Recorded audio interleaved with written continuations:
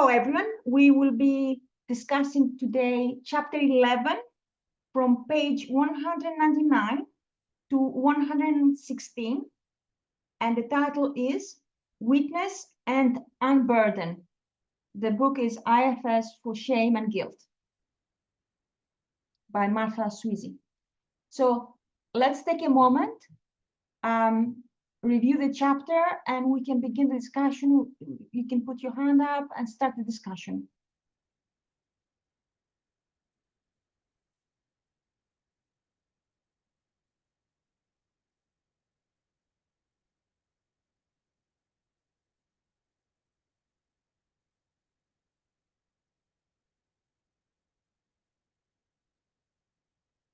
Anne?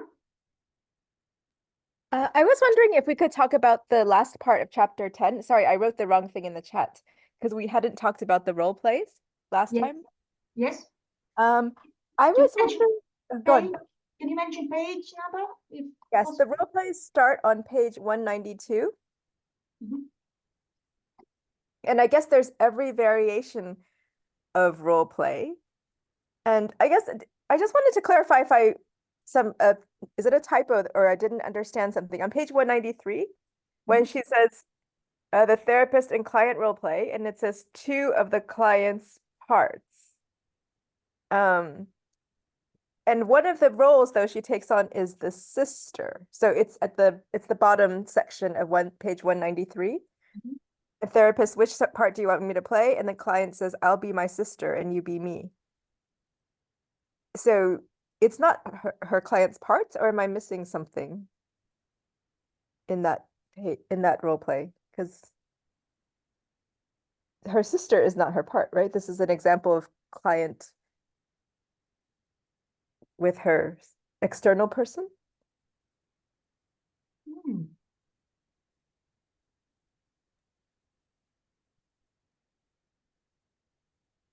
I can't find that on the bottom of page 193 yet. So can you read a couple sentences and comment about it so we can find it? So it's one, and then it says two of the client's parts. That's the heading. And then therapist says, which parts do you want me to play? Client says, I'll be my sister and you be me. And the therapist, okay, where shall we start? And the client says, start when I say I want to go on Sunday. Therapist says, okay, I'll say that. Remind me what happened next. And client said, she said, we agreed on Monday already. You always do this. Okay, thanks. I guess I couldn't tell in general from these examples, but this particular one is an example.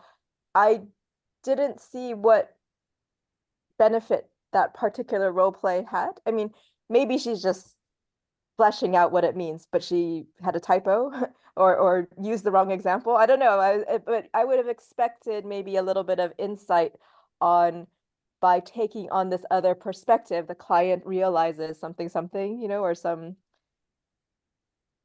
deepening awareness that comes from the actual role play. But I feel like maybe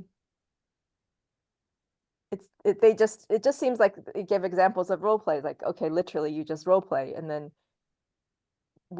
I would like to, I guess maybe even, or if anyone else has thoughts about what types of role plays initiate what further kind of perspective change, or is it just in general any perspective change can come with any role play?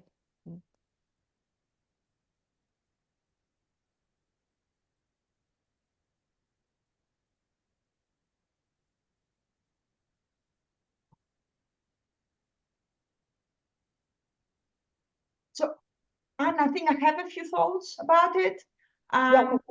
So she might. So which part do you want to play? I'll be my sister. So she's possibly talking about her sister having a part and how the part of the sister engaging with her.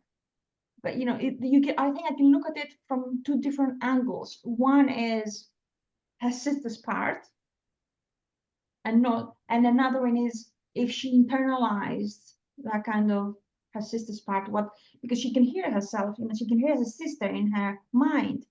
No, we said on let's go out on Sunday. No, Monday, we agreed.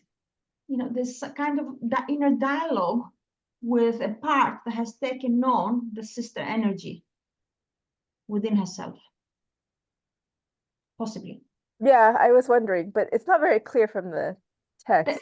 Definitely not. Or it could be totally like a sister, and see how she reacts to the sister part, because that's not the sister, because this kind of argument about the days.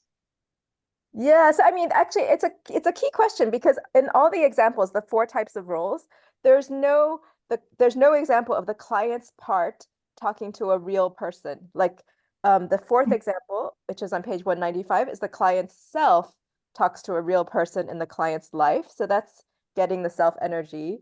And then number 3 is a real person. Oh, sorry, I'm wrong. Number 3 is a real person from the client's life, talks with one part of the client. So that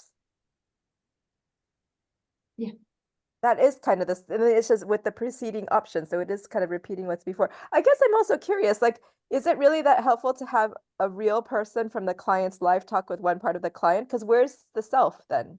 Because in that little dialogue, I don't think there is self. It's just the part of the sister talking with her part. That's her. Yeah. So it's not the self of the sister or the self of her. Yes, She's exactly. Triggered. And if there's no, go on. Yeah, just Marco had something to, he's got his hand up to contribute or something. Mark, do you have any thoughts on that? Yeah, on the top of page 194 there, which is, I guess, the end of the section, the therapist and client's role play, the end of number 1, which you were talking about. So he's saying, and so on. Again, we want the client to access their self with its powers of observations, while a blended part is in action. So I would say, like, and it said the client was being the sister, and the therapist is being the client that's getting treatment here.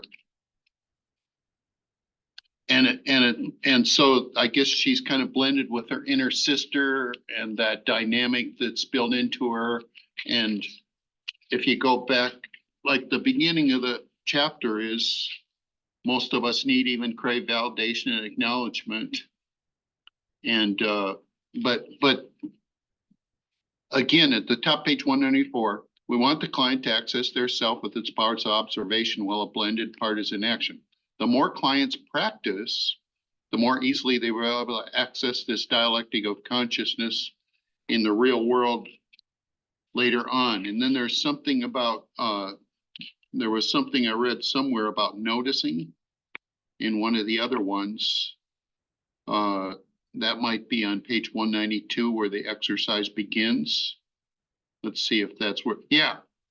I'll read that first sentence of that exercise, the beginning of it, middle of page 192.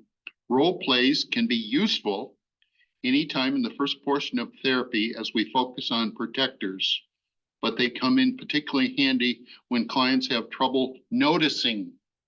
I noticed the word noticing there. And I have trouble noticing. So I would think, oh my gosh, this therapist and client role play, perfecto. So when clients have trouble noticing or engaging their parts internally, and when they're stuck because their protectors are not willing to unblend. So this role playing there is going to help the client notice and engage with this dynamic. And then it says something about, oh yeah, the more easily they'll be able to access this dialectic of consciousness. In this case, it's the dialectic between her sister and herself, and that conflict and being stuck in that relationship and the shaming and guilt that she has inside.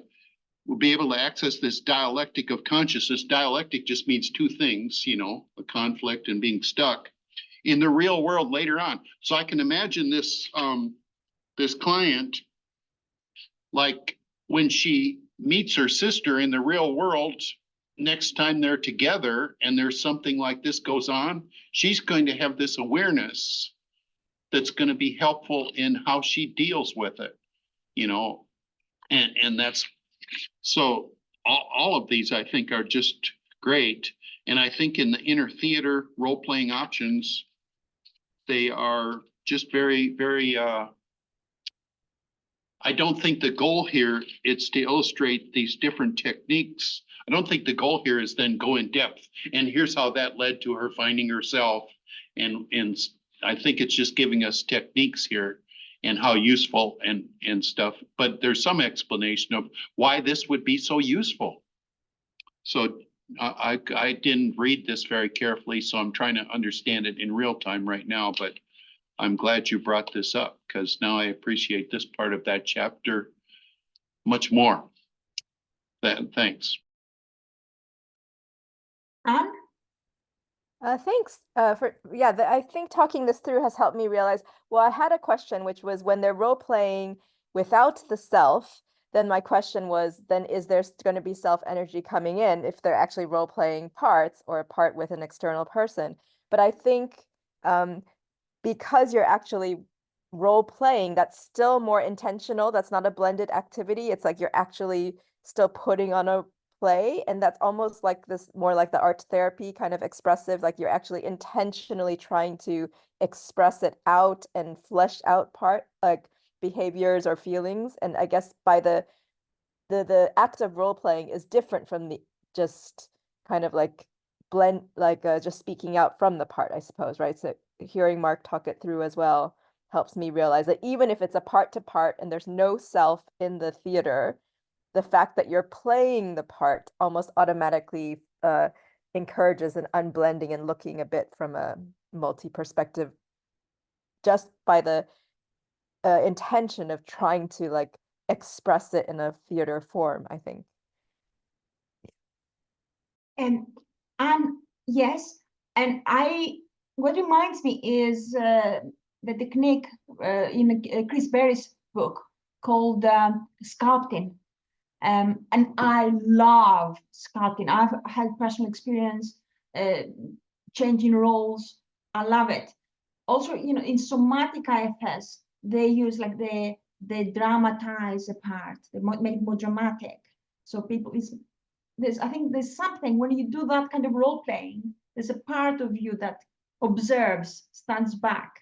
That's how I'm getting it. And there's like a kind of self somewhere present. So I'm complete. Gracia next.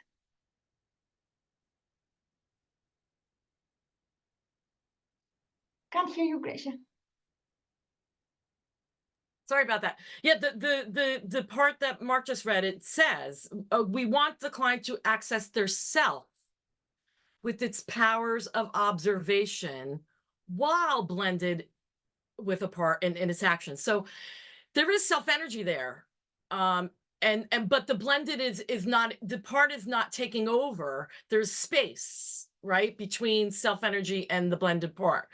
But I think that this example of the role play is kind of doing like almost like a future template. So and it says that, right? So the more the clients practice, the more easily they will be able to access this consciousness in the real world later on, right? Like, so it's giving an example to the client of how they can be with this part unblended, having self energy lead, so that when it comes to real time with dealing with the sister, there's more clarity. And then I just want to also say the conclusion talks about exactly kind of what Mark said as well, is that that this is like what experience and training, and this is on page 196. Experience and training give us a mental drop-down menu for moments of choice when nothing on the IFS menu serves. We can borrow ideas from compatible treatment methods. We also can just stop to be curious. Whatever we do, the idea is to help the client get beyond shaming to compassion. And so I think that this whole thing that she's showing about role play and how it can work is for that purpose, right? That's the purpose of it. And it's another tool for unblending. And it's the role playing is not IFS. It's a tool that you could use with IFS. Yeah, I'm complete.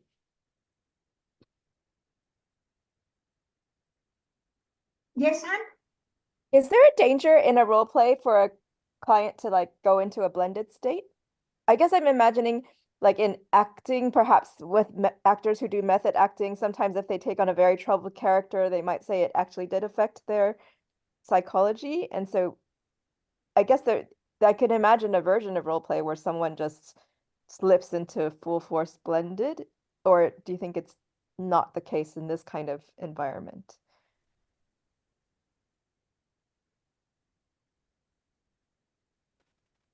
I think you have to guide it. If it's, I mean, it's all responsive what we do. So if they seem blended, we ask, who's there? Can you go inside and check? Can you ask? And I know what you mean about role play and drama therapy and taking on another character. The more consciousness we have about the self and the more consciousness our client has about who's involved and what's going on in their system, the better. And seems like one approach. How does that seem to you?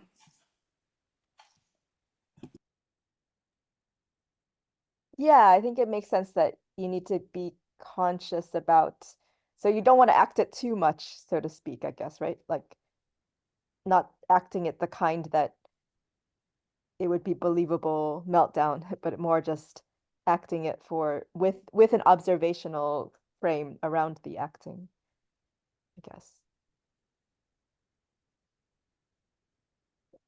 Is that right? Do you think? Oh, I think you're muted, Natasha. I don't know if you're talking. Thank you.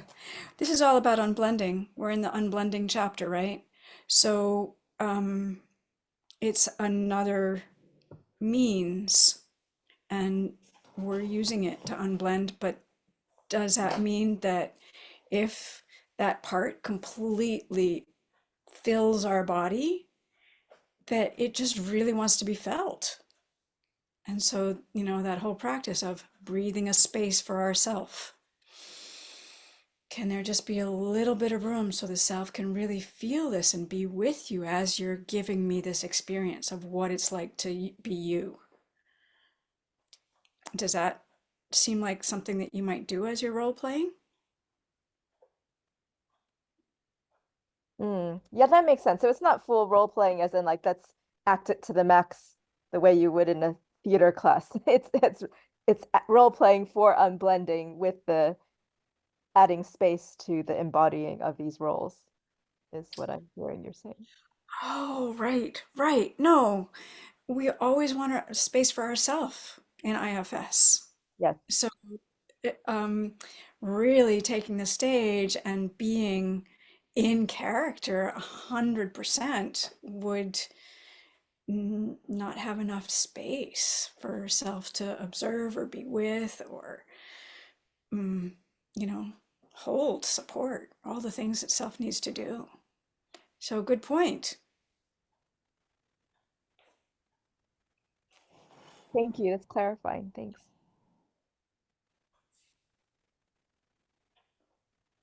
Mark, it's you.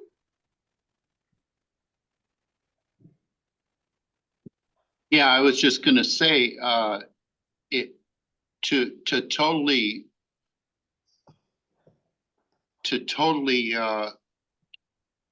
say that you can't, this could lead to some danger or something would be like, let's just stop therapy and stay the way you are the rest of your life or something and not overcome these things. And again, like the therapist is guiding this. And so if you're doing this role playing, just think about this is a conflict with her sister. Like her sister, there's no getting out of that. If you get blended and you get triggered and you overreact and stuff. So this is in a safe space where the whole goal is to become aware of these aspects of yourself and to gradually lead towards the self energy. And I love that in the conclusion, I forget who pointed that out, but in therapy, all roads lead to Rome. And this inner theater section of, I guess it's a total of 1, 2, 3, 4, 5 pages, is showing you some of the roads that lead to Rome, or that lead to the self with a capital S, and a better life and more recovery from being blended all the time, and more happiness and stuff like that. So, and relief from the trauma that you've experienced that's holding you back and keeping you stuck. So I'm complete. Paul, I've got a different yeah, area. okay, yeah. Yeah. So page 209 in Kindle. I don't know what it is. It's the exercise towards the end, rescripting the past and rehearsing the future. And I'm looking at point 2.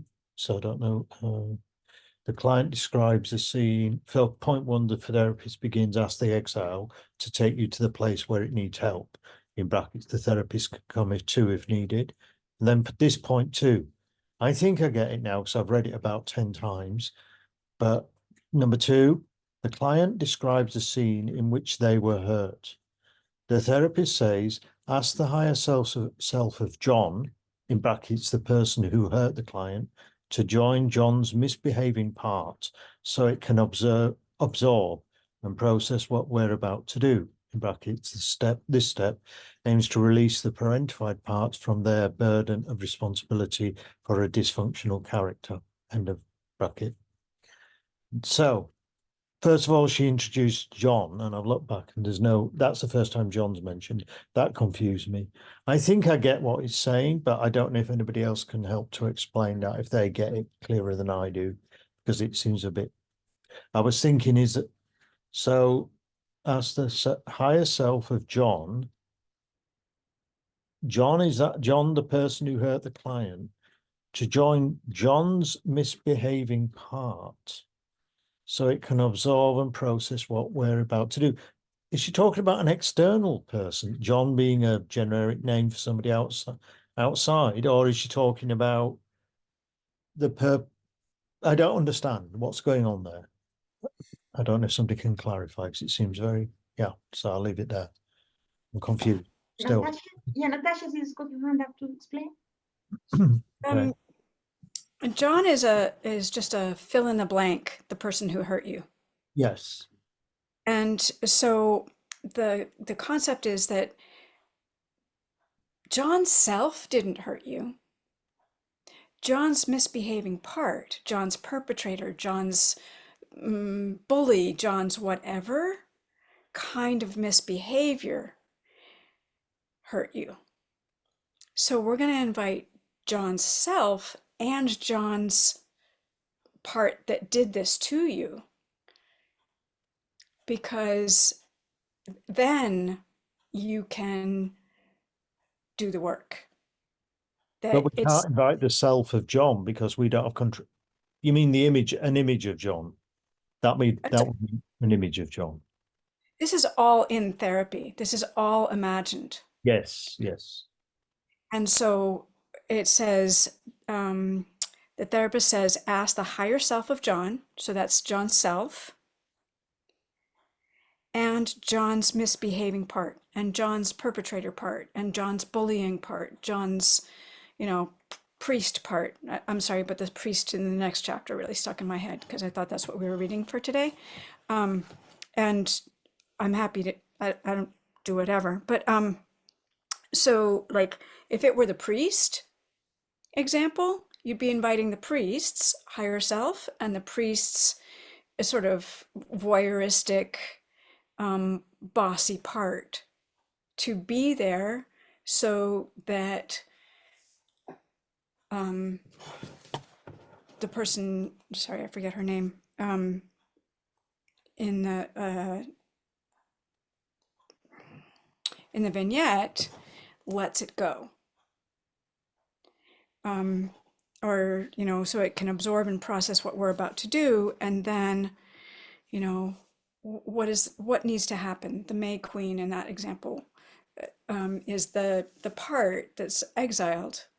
And do you want to do that, or do you want my help?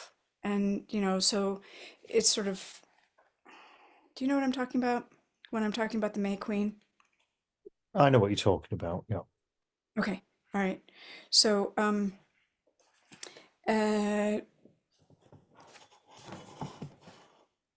John is, did I already answer your question?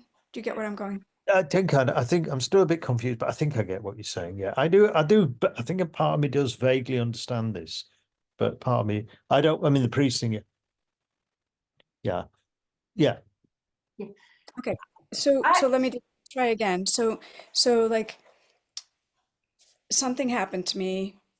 John did something. John was a bully. So I'm inviting John's self and John's bully. And now my hurt exile is the one that we're working with. And the therapist says, ask the exile what needs to happen. Well, John needs to promise to be nice. mm-hmm. Right. Yeah. And we need somebody to beat John up. Yeah. Is the part ready to leave that time, or does it need help in another situation? Yeah. So, well, yeah, but then when I was an adult and I was at work, I had a boss who was a bully. Go from there. Yeah, I get it now. I was getting confused between who. I know she uses generic John, so I get that. And then, yeah, it's about the reaction of the exile fundamentally and what the exile wants to do. So yeah, I get it. Yeah, no, thanks. Paul, I highlight. Are you complete, Natasha? Yeah. Natasha, are you complete? Yeah. Paul, I highlighted this, and I've read it so many times. I'm like, what is this? Wow. And to me, I'm not really happy with the way it appears. Mm-hmm. Like it's like hanging there. Where is the support? Back in part 1, I remember a vignette where when he was a little boy, he was chasing his brother. His brother fell off a cliff. The mother was full of sadness, and parts came up, freaking out because one of her children fell off the cliff and died. Mm-hmm. And one was chasing the other, so he felt some kind of blame from memory. Okay, so his mother was not there for him the way he wanted. Her mother freaked out, anxious parts, was like, oh my god, I lost my son. So when he rescripted that, he went back, he invited the mother's higher self to give his little self support, because he also needed the support. Yeah, the mother lost, and he needed the support and the forgiveness and everything that he didn't really get at the time. He rescripted that. So I like that, but that's all the way back in part 1. And that's the only way I really get it. Yeah. It makes more, because to me, it doesn't really make sense. Okay, I'm bullying you. I am also inviting my higher self. Now it's 2 of me. What are you gonna do? No, I would rather not have your bullying self in this experience. So I think as well, what's coming into my mind as well, what not confuses me is the Frank Anderson back in Transcending Trauma again talked about if one has been abused, one can become a perpetrator oneself. I thought she might be talking about that as well, but she's not. That's part of my confusion as well. No, I don't think that was there. No, but that did come into my mind. I was thinking, what's she talking about? Who's John? What's this? It confused me. But yeah, there is the confused me a lot. I felt, I was still highlighted to bring it into discussion here, so I'm glad you brought it here. Yeah, it's a bit confusing, but yeah, I get it now. I get it. I'm clear. But just about, she talks about rescripting and the subjective reality of parts. because rescripting is not many people, IFS therapists, like rescripting, changing the story from the past, from the traumatic experience. And she has a special way of inviting people to rescript. I'm going to read it here, yeah? What happened? We know that. We do not deny it. We also know the part got stuck in that bad experience. So it continued inside. Now the part can end the bad experience and get out of there. We can make whatever needed to happen then happen now. So yeah, I'm complete, and Anne is next. So is it always advisable if there was a bully to say, oh, we're going to have the bully and the bully's self? Because, yeah, so I was also very confused by the sentence. So thank you for everyone for bringing it up, because wouldn't the person sometimes be like, I don't want the bully to have a self? What if it was a really bad bully? Like, one thing is it's the mom, and maybe mom did forgive you, not forgive you. Like, that's a good example from the first chapter. But if it's a very extreme bully with a very extreme negative perpetrator behavior, I imagine the client would find it hard having the self there. And what was a murderer? Would you have the murderer and the murderer's self? Like, what does everyone think? I think it depends on the client. And I guess you just got to know your client and whether it's a wise choice, wise suggestion to make, and also how you present something. Unless you know your client's going to be open to it, you would want to present it as, here's an idea. If it feels right to you, take it. If it doesn't feel right, don't do it. Present it with, this is your choice. And again, it just depends on the client. Yeah, thank you. That makes sense. And also the idea of rescripting, which I guess is controversial, is that you're using your imagination to shift the emotional associations that the part has in its memories. Is that right? Even though obviously you can't change reality, but somehow you're bringing new associations and new emotional memories to this imagination realm. Is that what's happening? And this is a great question, but can we hear from Mark and Bill and Paul? And if they don't get to that, to answer your question, we'll get back to that. Mark? Yeah, I think one of the keys to this is on page 210 at the top, witnessing, unburdening, and time. And then at the very bottom of it is the section that this is all in. And then these exercises are after this first paragraph. And this, I thought, was one of the highlights of the chapter for me, was the paragraph that introduces this. And she's trying to get across the idea that subjective time is different from objective time. It has some unique qualities, is what she says in the first sentence there. And then the second part, water is infinitely malleable. Water can be frozen, water can be liquid, water can expand and evaporate. When we boil water, it moves into the air and becomes a gas in response to the stimulus of temperature. So you could say that at the bottom of the page, which we discussed, the client describes a scene in which they were hurt. So I don't think this has anything to do with the necessity of going back to John.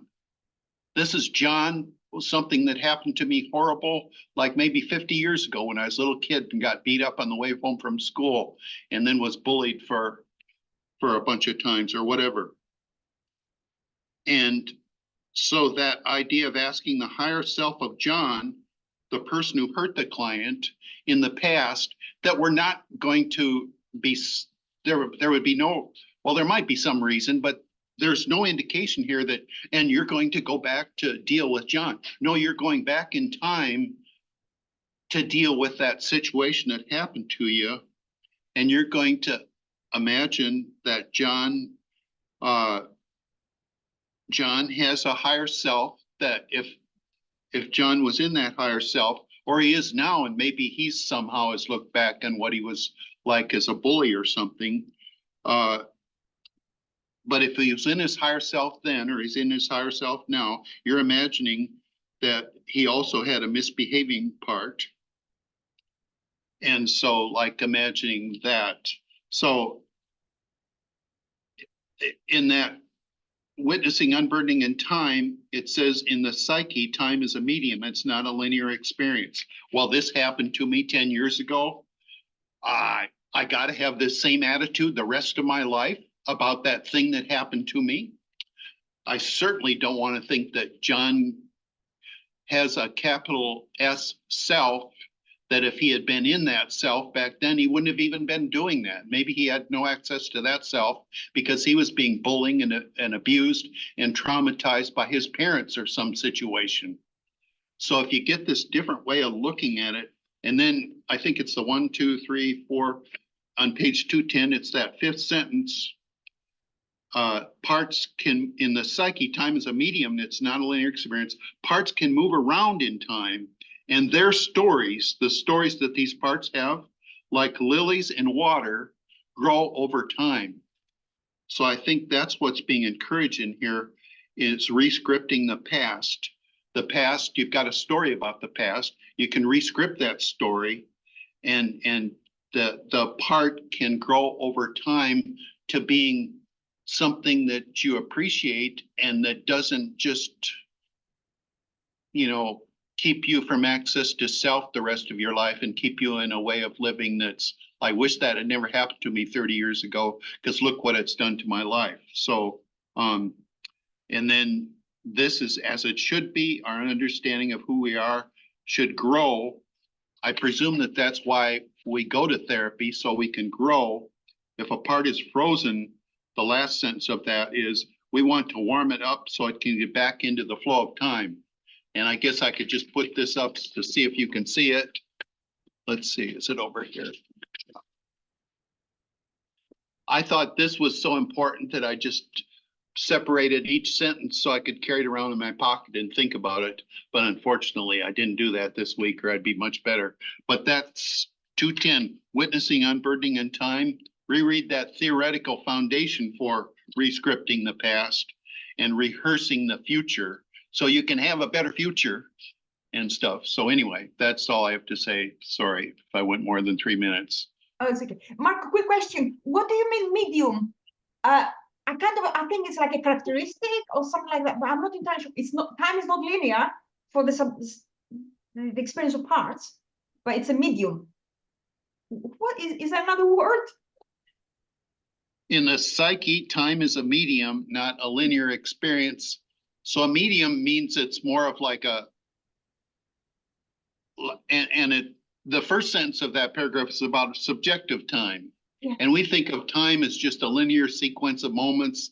Yeah. And oh yeah, this moment in 1967, gosh, yeah, look at what happened during that moment. And so subjective time is totally different from that. And a medium means, I think, you can think of lines in geometry, or you can think of planes in geometry, or you can think of three-dimensional objects like a basketball or something that's three-dimensional, and or our bodies. And so it's trying to get across this idea that we have more control over time. Yeah. When it's considered as a I medium. don't like the word medium for some reason. The word medium, I don't like. It doesn't sit well with me in my system. Maybe dimension. That's I think maybe a better word. Yeah, I think that's one of the synonyms here. It's got nothing to do with like the medium of like yeah. I see the future for you. Yeah, I get that. I don't know. Yeah. Or the medium as in being average, or tall, medium, or average, or below average height or something. Yeah. So it's a different concept. I think Gracia said dimension, so I think I'll go with that. Natasha, Natasha, three-dimensional as opposed to a line which has just got one dimension. Yeah, you said that. Yeah, exactly. Yep. Natasha, please. It's a definition. It's a substance, like earth, air, wire, fodder. It's Love it. So you're swimming in time. You can go here, you can go there. Yeah, love it. Thank you. So in the dictionary, it's the intervening substance, the definition of medium. Definition 2, the intervening substance through which impressions are conveyed to the senses, or a force acts on objects at a distance. Radio communication needs no physical medium between the two stations. The medium between cylinders is a vacuum. Okay, great. Thank you. Thanks so much. Ready to Bill, jump in. yeah, okay, great. Thanks for jumping in. Bill, next. I'm hoping you can hear me. Yes, we can hear you. Yep. My question relates to what was being said, in the sense that I'll go to page 212 in the box under treatment. After the 4 dot points at the beginning of the page, it says, now put all the relevant players on a stage, or in just the right setting, and rehearse the outcomes, or the outcomes if there are competing options, in your mind's eye. Stop the action periodically to ask everyone, the players in the audience, for their observations. Now, I have no mind's eye. I'm mind blind. It's called aphantasia. So most of the techniques that are available, where you say put parts around a conference table, can you visualize the part? All those sort of things are virtually useless to me. And a lot of the material in books, where you say try and create some distance from a part by moving away from it, and that they don't compete, or don't compute. So the techniques of, you were saying, of separating from the part, or witnessing, or blending with, or noticing the part, I find that putting the part in a room and imagining it's got a radio that can talk to self, so the medium that Mark was talking about, through whatever, is a silent medium where it's talking through the air, and it's got a dial to turn up and down its feelings, as well as a sort of balance dial to balance or pendulate its feelings between negative and positive. So it can titrate somatically through you with volume, turning its volume up and down. It can pendulate by the balance control, or the balance dial, and that auditory way of interpreting things, instead of being in a visual way, is what I have to do to most of the material in the book to make it accessible to me. So that's by way of explaining in the book, when you're talking to clients or when you're talking to other people, focusing on just one channel, focusing on just, can you see around the table? Can you do this? Can you do that? Is ineffective with aphantasics are only 2% of the population, but everyone uses different channels at different times. So to appeal to the different channels and to slide through them and say, can you see the part? Can the part hear you? Can you do those things, is what I'm getting at in here about the mind's eye, and always relying on imagery and visual stuff. So I'm sorry I've talked way too long, and I'm going to go quiet just now. Thank you. Thank you, Pushkam Bill. I'm just curious, Bill, did you just want to share, or are you inviting any kind of specific? Sorry, my question was to follow on from what Mark was saying about the medium. So when you try and journey through time, and in that medium where you're being subjective and objective, trying to picture different events and that, and trying to do those sort of things is a much slower process. Because you're dealing with parts that are basically can't see what's going on. Yeah. So the sound and the tones and the slowness and the rhythms are what makes that medium work. Is the channel. What makes the medium work is the channel, not just the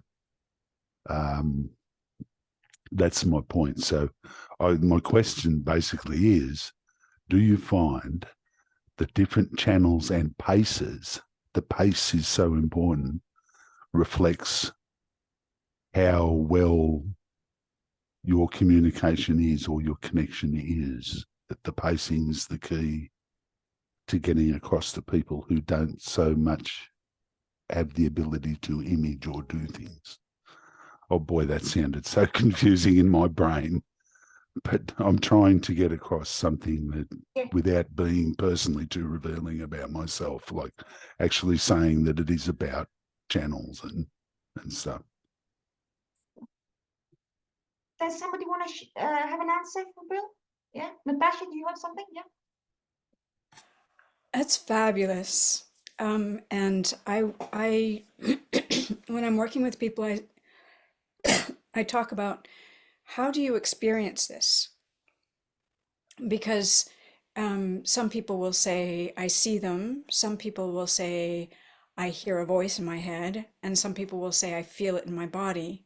So that's speaking directly to the channels that you're talking about: auditory, kinesthetic, visual. And so when they're auditory, I ask, can you do a voiceover? And so that's very similar to, I mean, it's kind of what you're describing. And I don't experience it as being very much slower, if it, depending upon what's happening. I mean, yes, you need to pace the way the client paces. And no, I don't experience it as being slower necessarily. So, like, in the US, baseball is huge. And baseball radio, since time immemorial, really, I think baseball and radio probably developed at about the same time. And he's on first, he's going for second, is very animated.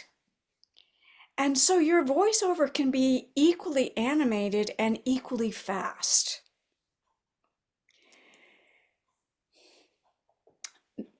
You also described the balance channel, and I'm hearing a kinesthetic channel. I'm hearing that you don't just have one. And so that's really valuable and important, is that, okay, who cares? I can't see it. I can hear it and feel it. If it works for you, then good. Does that make sense to you? How does that land with you? That really does make sense, and it comes to exactly what I was asking about, how to appeal to someone who can't use their mind's eye and how to get across to them clearly. So thank you very much, Natasha. You spoke exactly to what I was talking about. Because when you hear radio, in your mind's eye, you are seeing the game.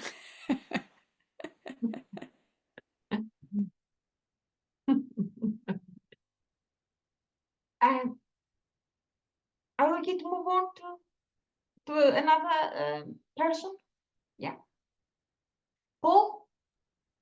Yeah, I just wanted to go back to what I think it was Anne that mentioned, and it's always something that I've got ongoing on in my mind when I'm doing IFS, because as you can tell, this book here is well studied.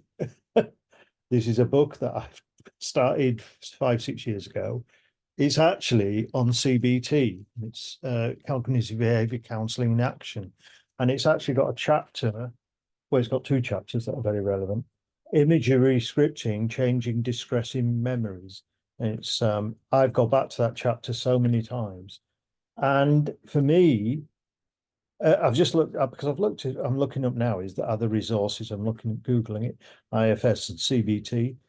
Often the debate is, well, IFS doesn't need CBT.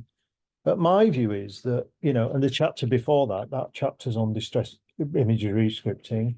And the chapter before is on changing hot thoughts, challenging and changing evaluations.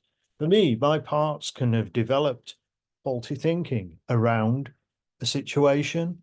And this book teaches you the idea is be a detective around your thinking, test it with reality, challenge.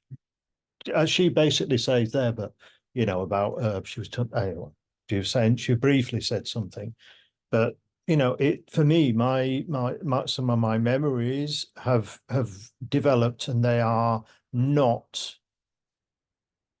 There are other ways of thinking, so that can be a loosening or a partial unburdening, and letting some light in. So I've always thought, when people have said, oh, CBT is not relevant to, it depends how you do CBT. The way it talks about it in this book, for me, is very relevant. And it's about changing distressing memories on that one there, imagery scripting. And when I first read that, I thought, wow, this is so powerful. Paul, can you show us the book again? The title and cross It's Cognitive Behavior in Action it's in the In Action series by Peter Trowler, Jason Jones, and Wendy Dryden. It's the Sage Counseling in Action series. So I've got most of those books. There's about 22 in the series. This is an excellent book. This is third edition. I think this is the latest edition, and I've read this book quite a lot. I've studied it in depth over the years, and CBT can be done in a superficial way, but this gets to some depth. And there is the whole thing, which I need to look into, of CBT for PTSD as well, because I've got complex PTSD. So, I'm fascinated in that area. So I don't think that's the one Mark's just put it in there. So yeah, that's got, it's only a short chapter because it goes through the stages of how to do CBT in over 12 sessions or whatever, however, 16 sessions, and it breaks each session down and ends up with that imagery scripting, working on traumatic or distressing memories, or thoughts, memories, whatever. So yeah, thank you. Great. Anne? Yeah, thanks. That's a really interesting link between this rescripting and the CBT reframings. Yeah, I can see that. I was curious about further down on the same page, 212, where she talks about rehearse the future with exiles. And I wasn't sure why that's different from your standard way of talking to exiles. I didn't see how it was actually rehearsing the future, versus, because how is this different from a standard burden questioning? Yeah, I didn't see where the future was particularly there compared to a standard way that you would ask, how would you be like this without it? Can you imagine letting go?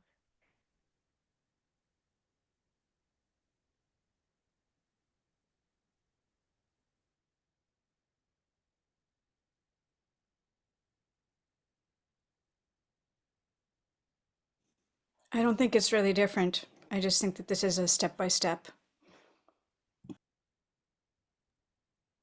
Oh, okay, thanks. Well, I find, because before IFS, I was doing hypnotherapy, and I find a lot of hypnosis techniques in in regression with hypnotherapy.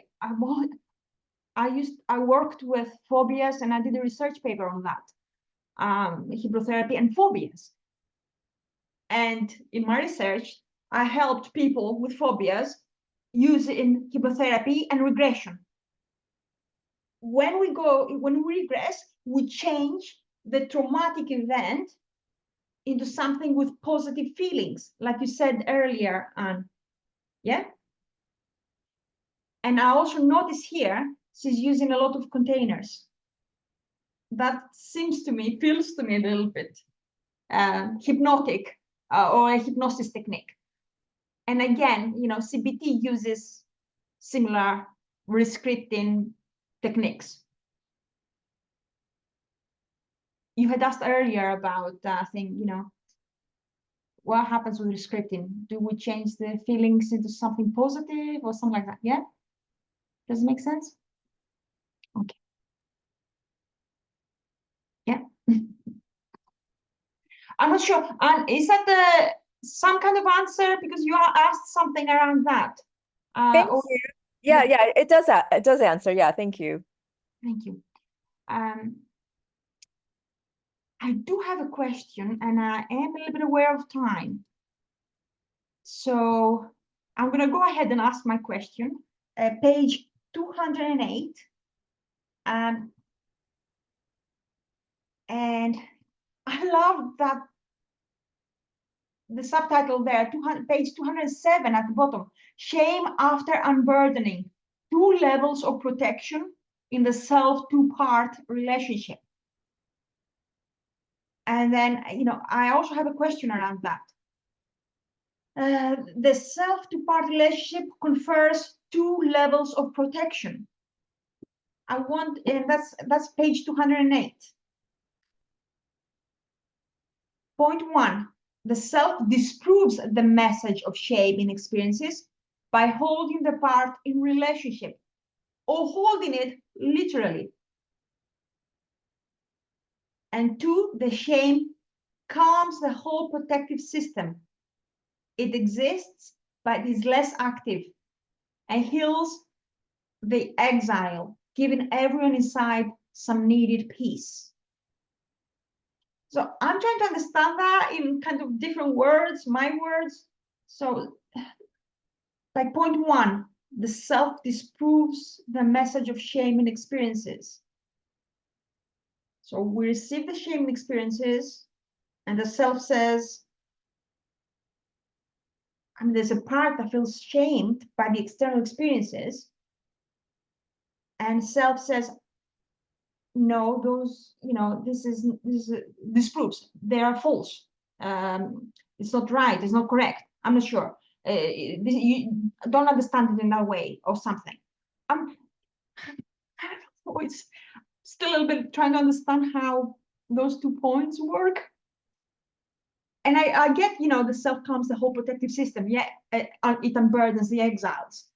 But the number 1, the self disproves the message of shame in experiences. Does it make sense to you guys? Yeah? Natasha? So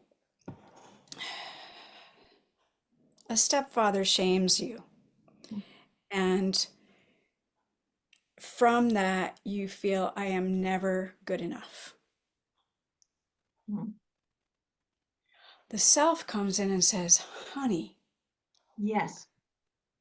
And helps you unburden the experience. Like, okay, so now I'm throwing what my stepfather said to me on the fire.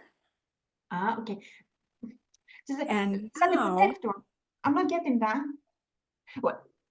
So, that's unburdening. Wouldn't that be unburdening? and now the exile can have the experience of the self saying, honey, you are so enough. And that's the moment of disproof. So they won't believe it until after they're unburdened. But once they are unburdened, it's proved that it's just not true.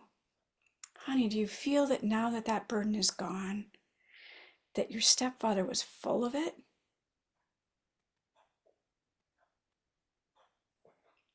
Okay, so you see, are you talking the number point 1? It talks about an exile? Yeah. Or a part. Or a protector. Yeah. Yeah. Either way, it's sort of like the self carries the confidence that that part is not what the stepfather said. The part is actually beautiful and wonderful, and that is the disproving experience. Exactly, like 2 lines down, 2 sentences down, it says, and when you get shamed again, Here is a good outcome. I feel hurt.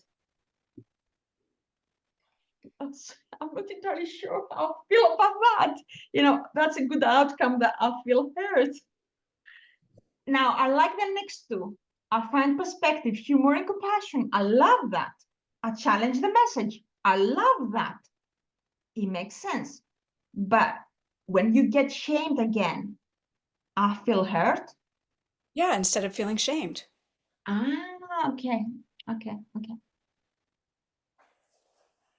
Yeah, so shame is I am bad instead of I feel hurt. Like guilt over My shame. My stepfather was mean. It hurt. Wow. But my stepfather was shaming. I took on a burden. Yes, yes, yes. I mean, I have a client, I probably have 5 clients who all had that experience. Yeah. It's a very different experience when we say I feel hurt to I feel shamed. Wow. Yes, I totally get that. Thank you. Mark?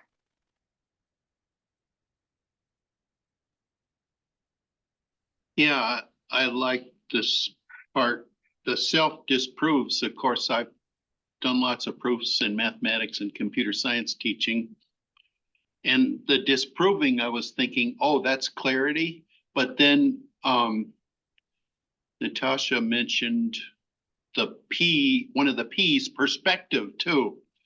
And then the self calms, of course, that's just one of the words from the 8 C's is the calms. And I was thinking from the previous page or something too, there was something,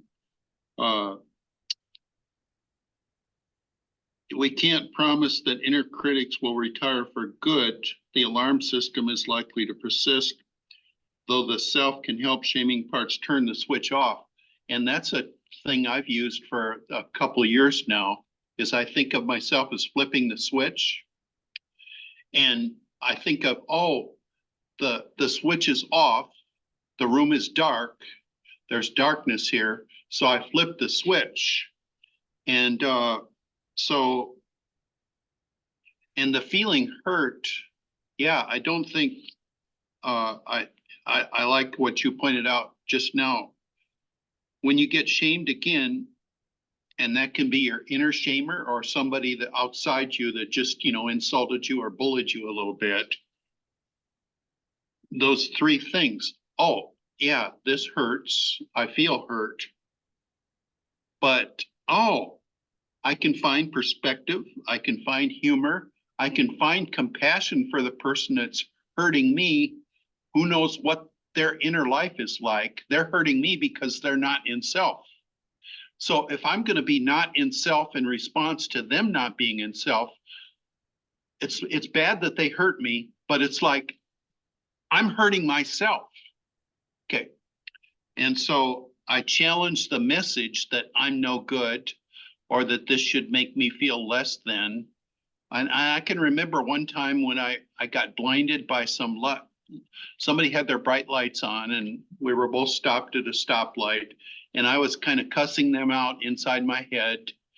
And then I go, how stupid is that? How dumb, how inconsiderate is that? And then I just flipped the switch and I felt like $1 million, even though my eyes hurt for the next couple minutes. I felt like $1 million. It's like, oh, I'm the one that's being dumb right here. I'm letting this ruin my day. So it's like I flipped a light switch on and then it was like I'm kind of glad that happened, I mean, and who knows why they inadvertently didn't, and they had the most powerful lights imaginable. But, and I know like I've left wedding receptions because of this deep shame that I feel when everybody at the wedding knows somebody and I'm all by myself and I feel like, everybody's looking at you and yeah, you don't have any friends except the bride and groom invited you to the wedding, but it's like, I've just left feeling just horrible because like, can I sit down by anybody and act like I'm part of something? And so But yeah, I think that idea of asking the questions and here's a good outcome. And I hope that image of flipping the switch helps, because that the self is like the light that Plato talks about turning and coming out of the cave. And sometimes it's like, oh my gosh, the parable of the cave with Plato and the Greek philosopher is, oh, if you've been looking at shadows your whole life because you've been blended, oh, that's painful to turn and see that there's real things out there that are actually there, and then stepping out of the cave, if you know that parable of the cave. And so flipping the switch is a gradual process, coming to let self make your parts into your friends and not being blended and triggered, and that develops or something. So anyway, that's all for me. Thank you so Thank much, you. Mark. Thank you. And Bill?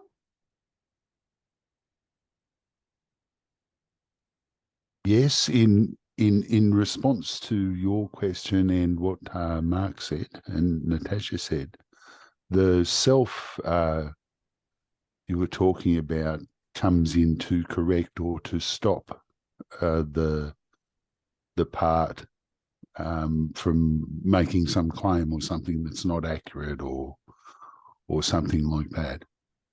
The self, I find that myself, rather than coming in and stopping the part of late, myself is instructing me to remember that the part, like all parts, is doing what's necessary for me to survive.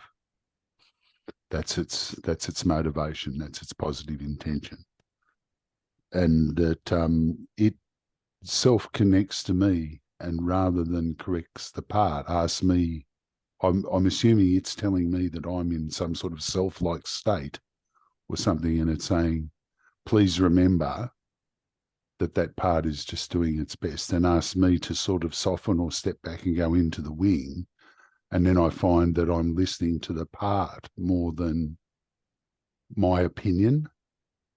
So I've become absorbed in a self-like state or something, as opposed to self taking the lead and telling me that the part is just doing what's necessary. So again, I feel that I could have said that much quicker. It's okay. Bill, please, yeah, it's perfect. Thank you. As we're coming to the end of our meeting, is there anything else anyone else would like to share? Quick question, might be a bit pedantic, but they had the example of the toddler, and the toddler might also have an even younger baby. And I was wondering if, like, there's exiles are not always purely exiles or protectors. It seems like you could have a toddler that was kind of exiled, and yet that exile is sort of protecting yet another exile, and that's something that just happens too. Like, there's a blend between protection and exiles as well. Is that the case? Okay, thank you, Grace. Yes, that's my understanding. Okay, thank you. Are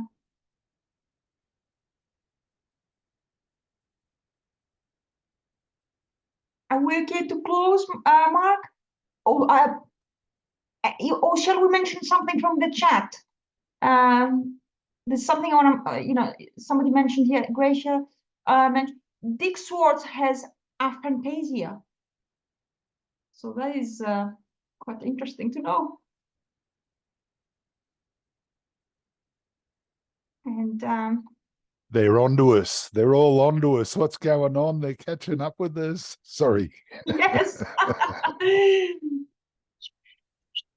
And Emmy mentions protectors can be exiled. Also, not all exiles are burdened. Some are exiled simply because they have qualities that are not safe to be out.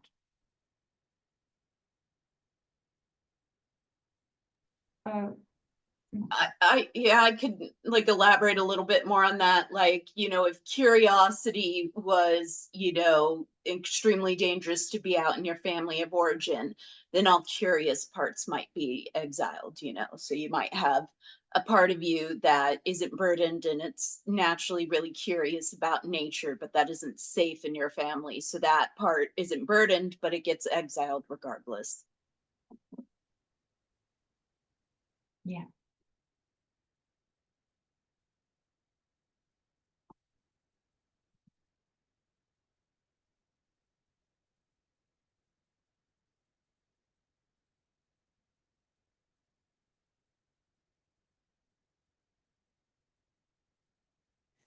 Before we end, Vana, I just want to really thank you for hosting and for everybody who is here to have such a good conversation with you all and all of the things that you have to say. And I would not have gotten through this book so much if it hadn't been for you. So thank you. Oh, thank you so much. I really appreciate your comment and everyone's participation. Wow, it's for me as well. 3 more chapters to go. Yeah. So we conclude this session, and I'll speak to you next time. I'll see you next time.